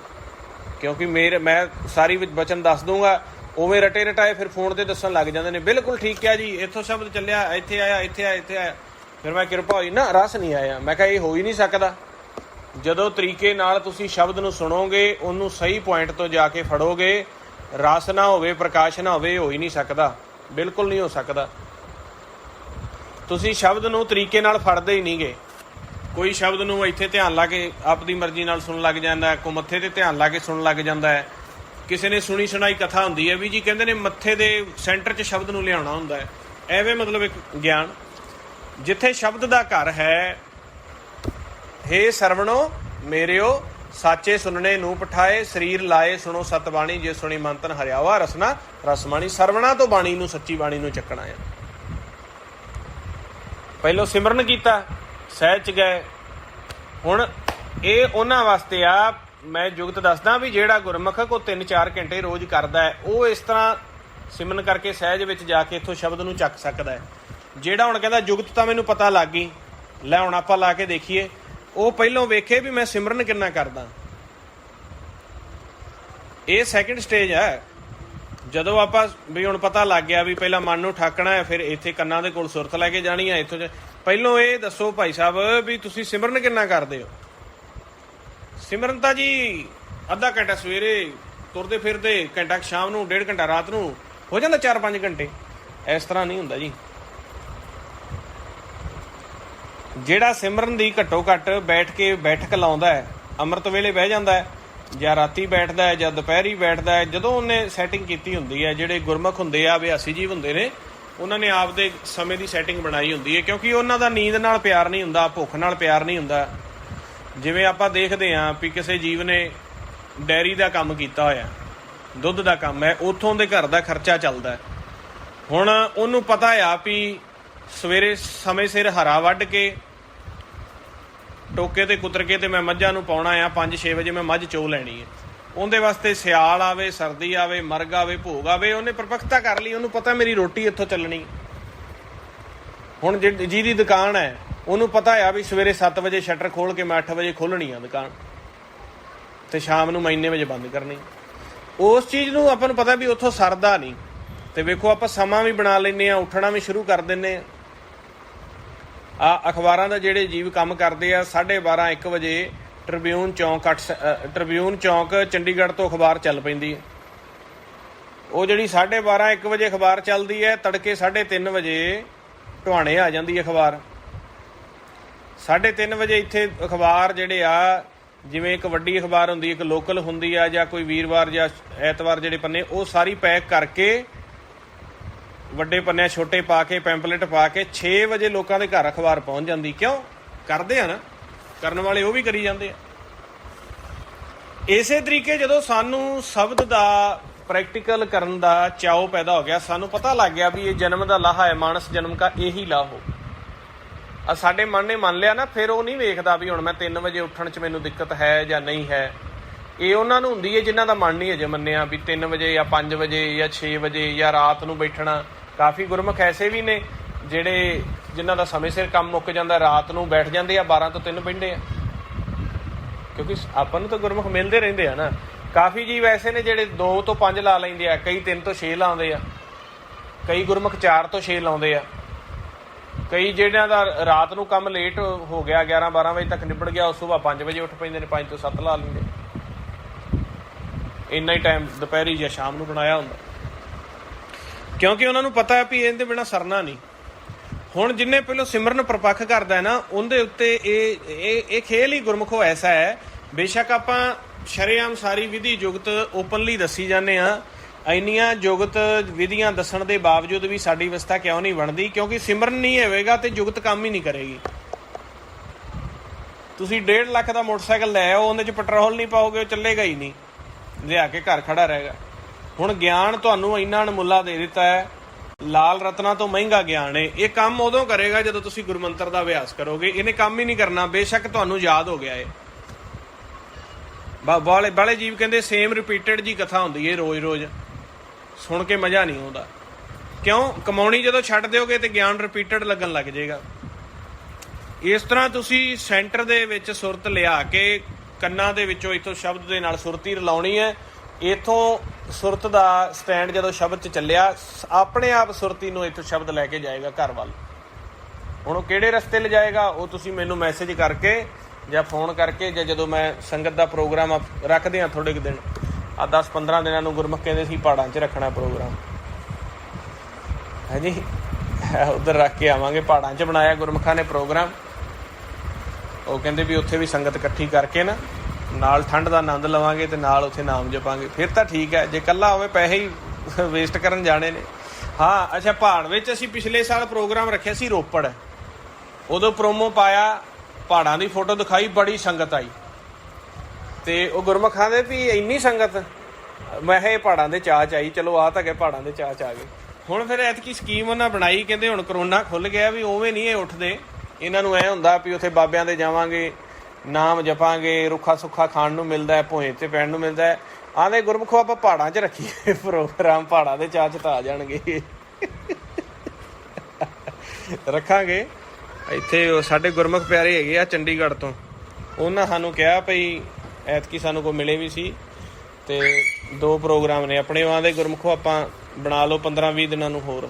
ਹਾਂਜੀ ਹੁਣ ਤਕਰੀਬਨ ਪ੍ਰੋਗਰਾਮ ਸ਼ੁਰੂ ਹੀ ਨੇ ਪਹਾੜਾਂ 'ਚ ਕਰਕੇ, ਫਿਰ ਪਟਿਆਲੇ ਕਰਦੇ ਹਾਂ ਆਪਾਂ ਪ੍ਰੋਗਰਾਮ, ਉਸ ਤੋਂ ਬਾਅਦ ਜਲੰਧਰ ਤੇ ਅੰਮ੍ਰਿਤਸਰ ਦੇ ਇਲਾਕੇ 'ਚ ਪ੍ਰੋਗਰਾਮ ਨੇ। ਸੋ ਸਾਡੀ ਵੀ ਬਸ ਆ 15-20 ਦਿਨ ਦੀ ਕੰਸਟਰਕਸ਼ਨ ਦੀ ਖਿੱਚ ਹੈ ਜ਼ਿਆਦਾ। ਇਹ ਜਦੋਂ ਇੱਧਰੋਂ 15-20 ਦਿਨਾਂ 'ਚ ਇੱਥੋਂ ਕੰਸਟਰਕਸ਼ਨ ਦਾ ਕੰਮ ਨਿਬੜ ਜਾਂਦਾ ਹੈ ਤੇ ਫਿਰ ਉਹਨਾਂ ਨੇ ਆਪੇ ਲੇਬਰ ਨੇ ਲੱਗੇ ਰਹਿਣਾ। ਹੁਣ ਥੋੜ੍ਹਾ ਜਿਹਾ ਕੰਮ ਜ਼ਿਆਦਾ, ਸੋ ਪ੍ਰੋਗਰਾਮ ਸ਼ੁਰੂ ਕਰਦੇ ਹਾਂ ਤੇ ਸਾਰਿਆਂ ਨੇ ਆਉਣਾ ਕਰਨਾ ਹੈ। ਹੁਣ ਵੇਖੋ ਵੀ ਇਹਦੇ 'ਚ 1500-1600 ਬੰਦਾ ਹੋਊਗਾ ਐਡ, ਪਰ ਲਾਹਾ ਲੈਣ ਦੇ ਲਈ ਆ 150-200 ਗੁਰਮੁਖ ਹੀ ਹੁੰਦਾ। ਬਾਕੀ ਤਾਂ ਆਪਾਂ ਕਹਿ ਦਈਏ ਵੀ ਇੱਕ ਮਨ ਨੂੰ ਤਸੱਲੀ ਤੁਸੀਂ ਕਰਾ ਲਓ ਜਾਂ ਕੋਈ ਵੇਖ ਲਵੇ ਵੀ ਇੰਨੇ ਜੀਵ ਐਡ ਆ, ਲਾਹਾ ਨਹੀਂ ਲੈਂਦੇ। ਬਾਹਲੇ ਤਾਂ ਨਹੀਂ ਲੈਂਦੇ ਵੀ ਰਿਕਾਰਡ ਹੋ ਕੇ ਕਥਾ ਗਰੁੱਪ 'ਚ ਪੈ ਹੀ ਜਾਣੀ ਹੈ ਜਾਂ YouTube ਤੇ ਪੈ ਹੀ ਜਾਣੀ ਆ, ਉੱਥੇ ਸੁਣ ਲਾਂਗੇ, ਚਲੋ ਇਹੋ ਜਿਹੀ ਗੱਲ ਨਹੀਂ। ਵੈਸੇ ਜੋ ਕਥਾ ਵਿਚਾਰ ਜਾ ਰਹੀ ਆ ਉਹਨੂੰ ਡੇਲੀ 2000-2500 ਜੀਵ ਗੁਰਮੁਖ ਸੁਣ ਲੈਂਦਾ ਇੱਕ ਕਥਾ ਨੂੰ। ਵੈਸੇ ਤਾਂ 5-5000 10-10 ਵੀ ਹੋ ਜਾਂਦੇ ਆ ਵਿਊ, ਕਾਫੀ ਕਥਾ ਵਾਇਰਲ ਹੋ ਜਾਣ 50-50 ਵੀ ਵਿਊ ਹੋ ਜਾਂਦੇ ਆ। ਤੋ ਜਦੋਂ ਇੱਕ ਮਹੀਨੇ ਦੀ ਰਿਪੋਰਟ ਭੇਜਦੇ ਆ YouTube ਵਾਲੇ, ਉਹਦੇ ਤੋਂ ਸਾਨੂੰ ਗੁਰਮੁਖ ਦੱਸਦੇ ਪਏ ਸੀਗੇ ਕਿ ਰੋਜ਼ ਦਾ ਜਿਹੜਾ ਵਿਊ ਹੁੰਦਾ ਪਿਆ 7000 ਤੋਂ 8000 ਘੰਟੇ ਦਾ ਰੋਜ਼ ਦਾ ਵਿਊ ਹੁੰਦਾ ਪਿਆ। ਮਤਲਬ 8000 ਘੰਟੇ ਰੋਜ਼ ਬ੍ਰਹਮ ਦਾ ਗਿਆਨ ਆਪਣੇ ਚੈਨਲ ਤੋਂ ਸੁਣਿਆ ਜਾਂਦਾ। 10000 ਘੰਟੇ ਵੀ ਹੋ ਜਾਂਦਾ ਜੇ ਕਥਾ ਵਾਇਰਲ ਹੋ ਜੇ, 12000 ਘੰਟੇ ਵੀ ਹੋ ਜਾਂਦਾ।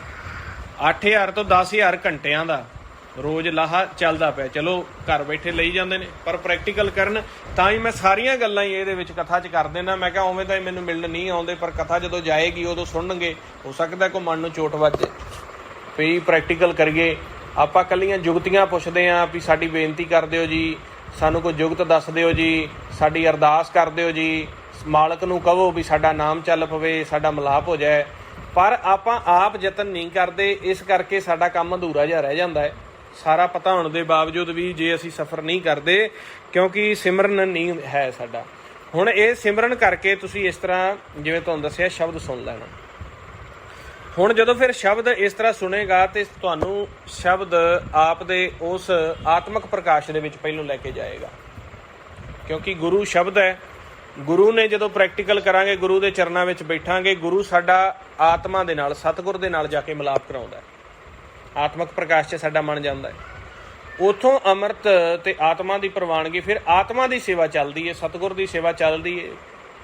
ਜਿਵੇਂ ਅਸੀਂ ਸ਼ਬਦ ਨੂੰ ਸੁਣਿਆ, ਫਿਰ ਵੇਖ ਵੇਖ ਕੇ ਸੱਚ ਦੀ ਸੇਵਾ, ਸੱਚ ਦੀ ਸੇਵਾ ਦੇ ਬਾਅਦ ਫਿਰ ਮਨ ਨਿਰੰਕਾਰ ਦੇ ਦੇਸ਼ ਦੇ ਵਿੱਚ ਚਲਾ ਜਾਂਦਾ ਹੈ। ਪਹਿਲੋਂ ਨਿੱਜ ਘਰ ਵਿੱਚ, ਫਿਰ ਨਿੱਜ ਮਹਿਲ ਵਿੱਚ, ਫਿਰ ਸੂਖ ਮਹਿਲ ਵਿੱਚ। ਇਹ ਸਾਡੇ ਅੰਦਰ ਹੀ ਇਹ 10 ਦਰਵਾਜ਼ਿਆਂ ਦੇ ਸਰੀਰ ਦੇ ਵਿੱਚ ਨਕਸ਼ਾ ਬਣਿਆ ਹੋਇਆ। ਸੋ ਆਪਾਂ ਇਹ ਪ੍ਰੈਕਟੀਕਲ ਜਿਹੜਾ ਹੈ ਸਮੇਂ ਦੇ ਸਮੇਂ ਪ੍ਰੈਕਟੀਕਲ ਕਰਦੇ ਰਹਿਣਾ, ਗੁਰਮੰਤਰ ਦੇ ਅਭਿਆਸ ਦੁਆਰਾ ਕਰਦੇ ਰਹਿਣਾ। ਆਓ ਪਹਿਲਾਂ ਆਪਾਂ ਫਿਰ ਥੋੜ੍ਹਾ ਜਿਹਾ ਸਿਮਰਨ ਕਰੀਏ ਔਰ ਫਿਰ ਕਿਸੇ ਗੁਰਮੁਖ ਦੇ, ਕਿਉਂਕਿ ਕੱਲ੍ਹ ਐਤਵਾਰ ਨੂੰ ਅਸੀਂ ਸਵਾਲ ਨਹੀਂ ਲੈ ਸਕੇ, ਬੁੱਧ ਤੇ ਐਤਵਾਰ ਦਾ ਸਵਾਲ ਜਵਾਬ ਦਾ ਸਮਾਂ ਰੱਖਿਆ ਨਾ। ਹੁਣ ਆਪਾਂ ਪ੍ਰੋਪਰ ਹੀ ਵੇ ਦੇ ਨਾਲ ਚੱਲਾਂਗੇ। ਆਓ ਪਹਿਲਾਂ ਸਿਮਰਨ ਕਰਕੇ ਥੋੜ੍ਹਾ ਜਿਹਾ ਪ੍ਰੈਕਟੀਕਲ ਕਰੀਏ, ਫਿਰ ਕਿਸੇ ਗੁਰਮੁਖ ਦਾ ਕੋਈ ਸਵਾਲ ਜਵਾਬ ਹੋਏਗਾ ਤੇ ਉਹ ਆਪਾਂ ਕਰ ਲੈਂਦੇ ਹਾਂ ਵਿਚਾਰ। ਕਰੋ ਜੀ, ਅਭਿਆਸ ਕਰੋ ਗੁਰਮੁਖ। ਵਾਹਿਗੁਰੂ ਵਾਹਿਗੁਰੂ ਵਾਹਿਗੁਰੂ ਵਾਹਿਗੁਰੂ ਵਾਹਿਗੁਰੂ ਵਾਹਿਗੁਰੂ ਵਾਹਿਗੁਰੂ ਵਾਹਿਗੁਰੂ ਵਾਹਿਗੁਰੂ ਵਾਹਿਗੁਰੂ ਵਾਹਿਗੁਰੂ ਵਾਹਿਗੁਰੂ ਵਾਹਿਗੁਰੂ ਵਾਹਿਗੁਰੂ ਵਾਹਿਗੁਰੂ ਵਾਹਿਗੁਰੂ ਵਾਹਿਗੁਰੂ ਵਾਹਿਗੁਰੂ ਵਾਹਿਗੁਰੂ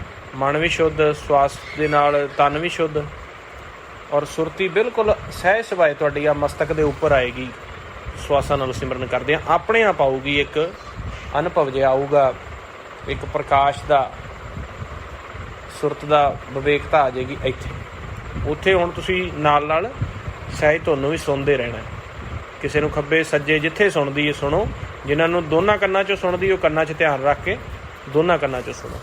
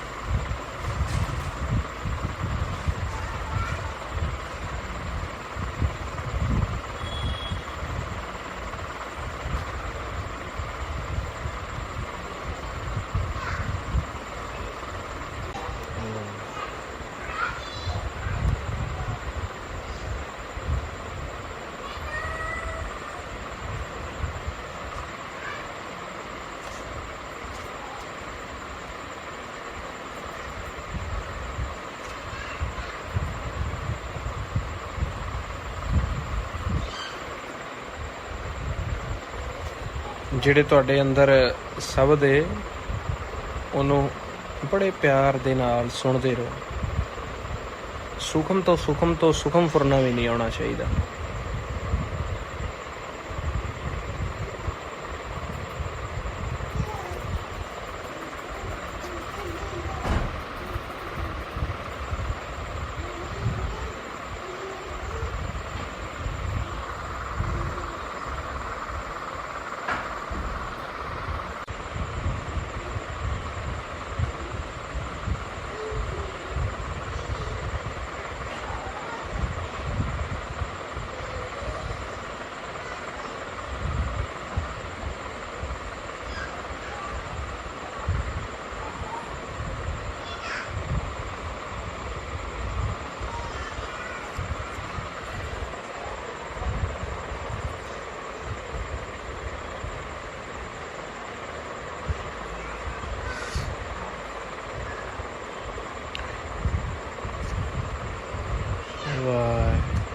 ਗੁਰੂ ਥੋੜਾ ਥੋੜਾ ਗੁਰਮੰਤਰ ਬੋਲੋ। ਵਾਹਿਗੁਰੂ ਨੇਤਰ ਬੰਦ ਹੀ ਰੱਖਣੇ ਆ। ਵਾਹਿਗੁਰੂ ਵਾਹਿਗੁਰੂ ਵਾਹਿਗੁਰੂ ਵਾਹਿਗੁਰੂ ਵਾਹਿਗੁਰੂ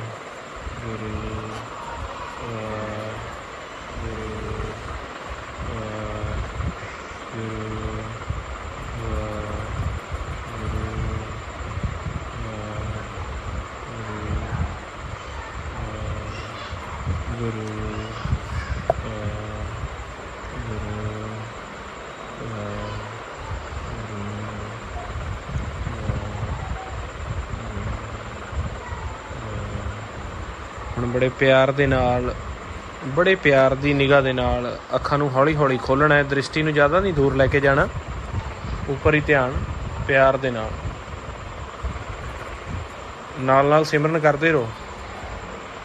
ਖਾਲੀ ਵਿੱਚ ਪਹਿਲਾਂ ਦ੍ਰਿਸ਼ਟੀ ਨੂੰ ਲੈ ਕੇ ਆਉਣਾ, ਸਿੱਧਾ ਨਹੀਂ ਆਕਾਰ 'ਤੇ ਧਿਆਨ ਲੈ ਜਾਣਾ। ਬੜੇ ਪਿਆਰ ਦੇ ਨਾਲ ਸ਼ਬਦ ਸੁਣਦੇ ਰਹੋ, ਮਾੜਾ ਮਾੜਾ ਬੋਲਦੇ ਰਹੋ। ਅੱਧੀਆਂ ਕੁ ਅੱਖਾਂ, ਜਿਵੇਂ ਆਪਾਂ ਬੱਚਾ ਹੁੰਦਾ ਹੈ ਜਾਂ ਆਪਾਂ ਨੀਂਦ ਵਿੱਚ ਹੁੰਦੇ ਹਾਂ ਜਾਂ ਕੋਈ ਨਸ਼ੇ ਵਿੱਚ ਹੁੰਦੇ ਹਾਂ, ਅਤੇ ਬੜੇ ਪਿਆਰ ਨਾਲ ਖਾਲੀ ਨੂੰ ਦੇਖੋ। ਸ਼ਬਦ ਸੁਣਦੇ ਹੋਏ, ਸਹਿ ਸਹਿ ਨਾਲ ਸਿਮਰਨ ਕਰਦੇ ਹੋਏ।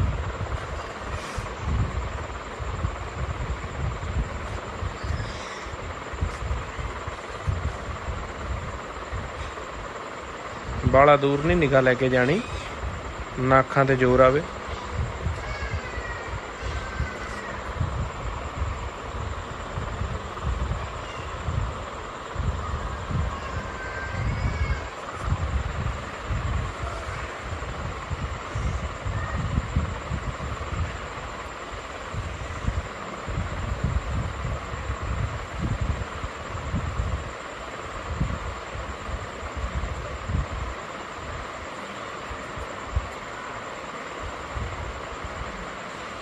ਵਾਹਿਗੁਰੂ ਵਾਹਿਗੁਰੂ ਗੁਰੂ। ਅੱਖਾਂ ਬੰਦ ਕਰ ਲਓ ਜੀ। ਗੁਰੂ ਵਾਹਿਗੁਰੂ ਵਾਹਿਗੁਰੂ ਵਾਹਿਗੁਰੂ ਵਾਹਿਗੁਰੂ ਵਾਹਿਗੁਰੂ ਵਾਹਿਗੁਰੂ ਵਾਹਿਗੁਰੂ ਵਾਹਿਗੁਰੂ ਵਾਹਿਗੁਰੂ ਵਾਹਿਗੁਰੂ ਵਾਹਿਗੁਰੂ ਵਾਹਿਗੁਰੂ ਵਾਹਿਗੁਰੂ ਵਾਹਿਗੁਰੂ ਵਾਹਿਗੁਰੂ ਵਾਹਿਗੁਰੂ ਵਾਹਿਗੁਰੂ ਵਾਹਿਗੁਰੂ ਵਾਹਿਗੁਰੂ ਜੀ ਕਾ ਖਾਲਸਾ ਵਾਹਿਗੁਰੂ ਜੀ ਕੀ ਫਤਿਹ। ਸੋ ਇਸ ਤਰੀਕੇ ਗੁਰਮੁਖੋ ਆਪਾਂ ਸਹਿਜ ਸਹਿਜ ਜਿਵੇਂ ਤੁਹਾਨੂੰ ਦੱਸਿਆ ਹੈ, ਇੱਕ ਆਪਾਂ ਕਲਾਸ ਦੇ ਤੌਰ 'ਤੇ 5-10 ਮਿੰਟ ਪ੍ਰੈਕਟੀਕਲ ਕੀਤਾ ਹੈ। ਇਹਨੂੰ ਤੁਸੀਂ ਲੰਮੇ ਸਮੇਂ ਦੇ ਲਈ ਅਤੇ ਲੰਮੇ ਸਮੇਂ ਵਿੱਚ ਬਹਿ ਕੇ ਕਰਨਾ ਹੈ। ਪਹਿਲਾਂ ਸ਼ਬਦ ਦਾ ਅਭਿਆਸ ਕਰਕੇ ਅੰਤਰਗਤ ਲਿਜਾ ਕੇ, ਅਤੇ ਜਿਵੇਂ ਆਪਾਂ ਲੰਬਾ ਸਿਮਰਨ ਕੀਤਾ, ਫਿਰ ਸਵਾਸਾਂ ਨਾਲ ਕੀਤਾ, ਫਿਰ ਸ਼ਬਦ ਦੇ ਦਰ 'ਤੇ ਜਾ ਕੇ ਬੈਠੇ, ਅਤੇ ਜਦੋਂ ਆਪਾਂ ਫਿਰ ਬਾਹਰ ਵਾਪਸ ਸਰੀਰ ਦੇ ਵਿੱਚ ਆਉਣਾ, ਪਹਿਲਾਂ ਸਿਮਰਨ ਕਰਕੇ ਫਿਰ ਬੜੇ ਪਿਆਰ ਨਾਲ ਨੇਤਰ ਖੋਲ੍ਹ ਕੇ ਆਪਾਂ ਬਾਹਰ ਇੱਥੇ ਖਾਲੀ ਵਿੱਚ ਆਏ, ਜਿਹੜਾ ਸਾਡਾ ਘਰ ਹੈ। ਇੱਥੇ ਫਿਰ ਤੁਹਾਨੂੰ ਜੇ ਕਿਰਪਾ ਹੋਏਗੀ, ਬਾਹਲੇ ਗੁਰਮੁਖਾਂ ਨੂੰ ਇੱਥੇ ਅੰਮ੍ਰਿਤ ਵਰਖਾ, ਝਿਲ ਮਿਲ, ਕਈਆਂ ਨੂੰ ਇੱਥੇ ਬਿਲਕੁਲ ਸਾਫ਼ ਜਿਹੜਾ ਦਰ ਦਾ ਪ੍ਰਕਾਸ਼ ਹੈ ਉਹਦੇ ਦਰਸ਼ਨ ਹੁੰਦੇ ਆ। ਸੋ ਜਦੋਂ ਉਹਦੇ ਦਰਸ਼ਨ ਹੋ ਗਏ, ਫਿਰ ਇੱਥੋਂ ਸਾਡੀ ਯਾਤਰਾ ਸ਼ੁਰੂ ਹੁੰਦੀ ਆ। ਬਿਨ ਦੇਖਿਆ ਉਪਜੇ ਨਹੀਂ ਆਸਾ। ਜਦੋਂ ਦਿਖਣ ਲੱਗ ਗਿਆ, ਸੁਣਨ ਲੱਗ ਗਿਆ, ਫਿਰ ਉਸ ਤੋਂ ਬਾਅਦ ਭਗਤੀ ਨੇ ਸ਼ੁਰੂ ਹੋਣਾ ਹੈ। ਉਹ ਆਪਾਂ ਕੰਪਲੀਟ ਨਹੀਂ ਹੋਏ। ਜੇ ਮੰਨ ਲਓ ਕਾਫੀ ਗੁਰਮੁਖਾਂ ਨੂੰ ਨੇਤਰ ਖੋਲ੍ਹ ਕੇ ਦਰਸ਼ਨ ਹੁੰਦੇ ਆ ਜਾਂ ਨਾਮ ਸੁਣਦਾ ਆ, ਅਤੇ ਉੱਥੇ ਆਪਣੀ ਯਾਤਰਾ ਕੰਪਲੀਟ ਨਹੀਂ, ਉੱਥੋਂ ਸ਼ੁਰੂ ਹੋਈ। ਫਿਰ ਆਪਾਂ ਦੇਖ ਕੇ ਸੁਣ ਕੇ ਸ਼ਬਦ ਨੂੰ ਅਤੇ ਸੱਚ ਨੂੰ ਮਨ 'ਚ ਵਸਾਵਾਂਗੇ। ਫਿਰ ਮਾਲਕ ਜੇਕਰ ਸਾਡੇ 'ਤੇ ਕਿਰਪਾ ਕਰੂਗਾ, ਖੁਸ਼ ਹੋਊਗਾ, ਫਿਰ ਉਹ ਦਰ ਖੋਲ੍ਹ ਕੇ ਅੰਦਰ ਬੁਲਾਏਗਾ। ਹੁਣ ਬਹੁਤ ਸਾਰੇ ਗੁਰਮੁਖ ਨਾ ਕਥਾ ਇਸ ਤਰੀਕੇ ਨਾਲ ਕਰਦੇ ਪਏ ਆ। ਇਸ ਤਰੀਕੇ ਦਾ ਪ੍ਰਚਾਰ ਹੁੰਦਾ ਜੀ, ਇੱਥੇ ਧਿਆਨ ਲਾ ਲਓ, ਨੋਕ 'ਤੇ ਧਿਆਨ ਲਾਓ, ਤ੍ਰਿਕਟੀ 'ਤੇ ਧਿਆਨ ਲਾਓ। ਉਹਨਾਂ ਨੂੰ ਦਰ ਦੇ ਗੁਰਮੁਖਾਂ ਨੂੰ, ਕਿਉਂਕਿ ਜਦੋਂ ਧਿਆਨ ਨੇ ਇਕੱਠਾ ਹੋਣਾ, ਦਰਸ਼ਨ ਹੋਣ ਲੱਗ ਜਾਂਦੇ ਆ। ਬਸ ਕਹਿੰਦੇ ਜੀ ਤੁਸੀਂ ਪੂਰੇ ਹੋ ਗਏ, ਇਹ ਹੀ ਸੱਚਖੰਡ ਹੈ, ਬਸ ਹੁਣ ਤੁਸੀਂ ਅੱਜ ਤੋਂ ਮੁਕਤ ਹੋ ਚੁੱਕੇ ਹੋ। ਉਹ ਐਸਾ ਖੇਲ ਚਲਾਉਂਦੇ ਪਏ ਆ, ਐਸੀ ਕਥਾ ਕਰਕੇ ਵਾਰ-ਵਾਰ, ਵੀ ਉਹ ਜਿਹੜੇ ਜੀਵ ਨੇ ਉਹਨਾਂ ਨੂੰ ਪਿਆਰ ਦੀ ਗੱਲ ਜਾਂ ਗੁਣ, ਜਤ ਸਤ ਸੰਜਮ ਦੀ ਕਹਾਣੀ, ਜਿਹੜਾ ਮਹਾਰਾਜ ਕਹਿੰਦੇ ਨੇ ਜਤ ਸਤ ਸੰਜਮ ਧਰਮ ਨਾ ਕਮਾਇਆ, ਸੇਵਾ ਸਾਧ ਨਾ ਜਾਣਿਆ, ਇਹ ਸਾਰੀਆਂ ਚੀਜ਼ਾਂ ਤੋਂ ਤੋੜ ਕੇ ਇੱਕ ਇੱਥੇ ਹੀ ਲਿਆ ਕੇ ਉਹਨਾਂ ਨੂੰ ਸਟਾਪ ਕਰ ਰਹੇ। ਕਿਉਂਕਿ ਆਪ ਦਾ ਪ੍ਰੈਕਟੀਕਲ ਨਹੀਂ, ਸੁਣਾ ਕੇ ਸ਼ੌਹਰਤ ਲਈ, ਅਤੇ ਬਸ ਵਿਚਾਰਾਂ ਕਰੀਆਂ ਆਪ ਦਾ ਨਾਮ ਕਮਾਉਣ ਲਈ, YouTube 'ਤੇ ਪੈਸੇ ਕਮਾਉਣ ਲਈ। ਇੱਕ ਗੁਰਮੁਖ ਦੱਸਦਾ ਸੀ, ਕਹਿੰਦਾ ਸਾਨੂੰ ਤਾਂ 15-20 ਹਜ਼ਾਰ ਰੁਪਇਆ ਮਹੀਨੇ ਦਾ ਆ ਜਾਂਦਾ। ਮੈਂ ਸੁਣ ਕੇ ਹੈਰਾਨ ਹੋ ਗਿਆ। ਮੈਂ ਕਿਹਾ ਇੰਨਾ? ਕਹਿੰਦਾ ਹੋਰ, ਕਹਿੰਦਾ ਜਿੰਨੇ ਜ਼ਿਆਦਾ ਵਿਊ ਹੁੰਦੇ, ਪਤਾ ਨਹੀਂ ਘੰਟੇ ਹੁੰਦੇ ਆ, ਓਨਾ ਜ਼ਿਆਦਾ ਹੁੰਦਾ। ਬਸ ਉਹਨਾਂ ਨੂੰ ਇੱਥੋਂ ਤੱਕ ਹੀ ਆ, ਵਿੱਚ ਵੱਧੋ ਵੱਧ ਐਡਾਂ ਲਾ ਦਿੰਦੇ ਆ, 10-10, 15-15। ਗੁਰਮੁਖਾਂ ਦਾ ਇੱਕ ਦਿਨ ਫੋਨ ਆਇਆ, ਕਿਉਂਕਿ ਦੇਖੋ ਆਪਾਂ ਤਾਂ ਚਲਾਉਂਦੇ ਨਹੀਂ ਨਾ, ਆਪਾਂ ਨੂੰ ਇਹ ਅਪਲੋਡ ਕਰਨਾ ਆਉਂਦਾ। ਉਹ ਕਹਿੰਦੇ ਸਾਨੂੰ ਇਹ ਸਮਝ ਨਹੀਂ ਸੀ ਆਉਂਦੀ ਵੀ ਕਥਾ ਵਿੱਚ ਐਡਾਂ ਲਾਈਆਂ ਹੋਈਆਂ ਨੇ, ਕਿ ਐਡਾਂ ਦੇ ਵਿੱਚ ਕਥਾ ਲਾਈ ਹੋਈ ਹੈ, ਵੀ ਐਡਾਂ ਵੀ ਵਿੱਚ ਪਤਾ ਨਹੀਂ ਕਿਵੇਂ ਦੀਆਂ ਚੱਲ ਪੈਂਦੀਆਂ ਨੇ। ਹਾਂਜੀ, ਉਹ ਕਹਿੰਦੇ ਸਾਡੀ ਬਿਰਤੀ ਬਣੀ ਹੁੰਦੀ, ਚਲੋ 1-2 ਐਡ ਹੁੰਦੀ ਆ, ਲਾਲਚ ਹੁੰਦਾ ਰਜੋਗੁਣ ਚਲਾਉਣ ਵਾਸਤੇ, ਜਾਂ ਹਰ ਜੀਵ ਹੀ, ਚਲੋ ਦੁਨੀਆ ਤਾਂ ਹੈ ਹੀ ਇਸੇ ਚੀਜ਼ ਦੀ ਬਣੀ ਆ। 1-2-3 ਕੋ ਐਡਾਂ ਹੋ ਗਈਆਂ, ਠੀਕ ਹੈ। 10-10, 15-15 ਵਿੱਚ ਮਸ਼ਹੂਰੀਆਂ ਦਿੰਦੇ ਨੇ।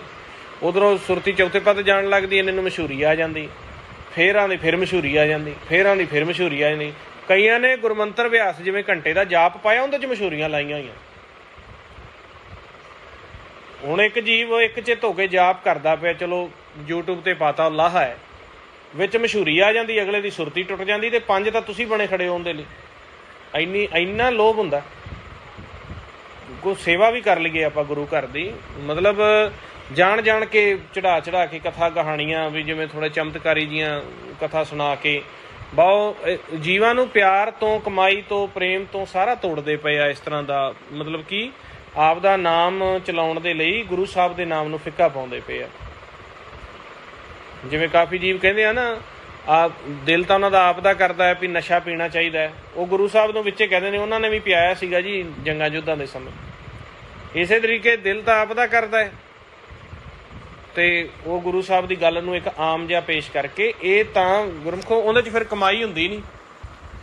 ਜਿਹੜੀ ਆਪਾਂ ਗੁਰੂ ਗੋਬਿੰਦ ਸਿੰਘ ਮਹਾਰਾਜ ਜੀ ਦੀ ਉਹ ਪਾਈ ਹੋਈ ਆ ਨਾ ਭਵਿੱਖਬਾਣੀ, ਬੜੀ ਉਹਦੇ 'ਚ 10-11 ਲੱਖ ਵਿਊ ਹੋਏ ਆ, 10-11 ਲੱਖ ਬੰਦਿਆਂ ਨੇ ਦੇਖੀ ਆ ਉਹ ਕਥਾ।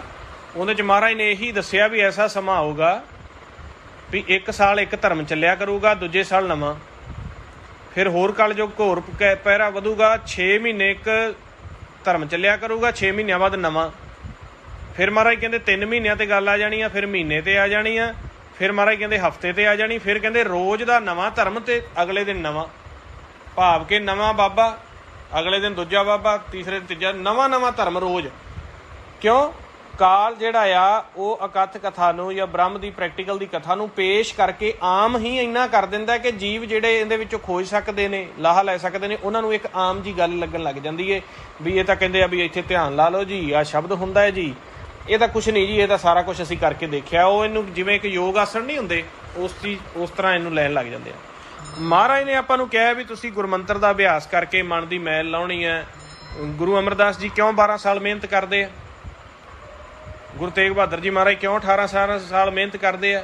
ਅੱਜ ਸਵੇਰੇ ਗੱਲ ਚੱਲਦੀ ਸੀਗੀ, ਬਾਬਾ ਬੁੱਢਾ ਜੀ ਸੀਗੇ, ਪਹਿਲੇ ਪਾਤਸ਼ਾਹ ਨੇ ਉਹਨਾਂ ਨੂੰ 12-14 ਸਾਲ ਦੀ ਉਮਰ 'ਚ ਥਾਪੜਾ ਦਿੱਤਾ, 6ਵੀਂ ਪਾਤਸ਼ਾਹੀ ਤੱਕ ਉਹ ਗਏ ਆ। 126 ਸਾਲ ਦੀ ਉਮਰ ਉਹਨਾਂ ਨੇ ਭੋਗੀ, 112 ਸਾਲ ਗੁਰੂ ਘਰ ਦੀ ਸੇਵਾ ਕੀਤੀ ਹੈ ਤੇ ਆਪ ਦਾ ਨਾਮ ਨਹੀਂ ਜਣਾਇਆ, ਕਿਤੇ ਉਹਨਾਂ ਨੇ ਆਪ ਦੀ ਬਾਣੀ ਨਹੀਂ ਦਰਜ ਕਰਵਾਈ, ਕਿਤੇ ਉਹਨਾਂ ਨੇ ਗੁਰੂ ਦੇ ਲਈ ਉਪਾਧੀ ਦੇ ਲਈ ਵੀ ਮੈਨੂੰ ਮੋਹਰੀ ਬਣਾਇਆ ਜਾਵੇ, ਇਹ ਨਹੀਂ ਕੀਤਾ।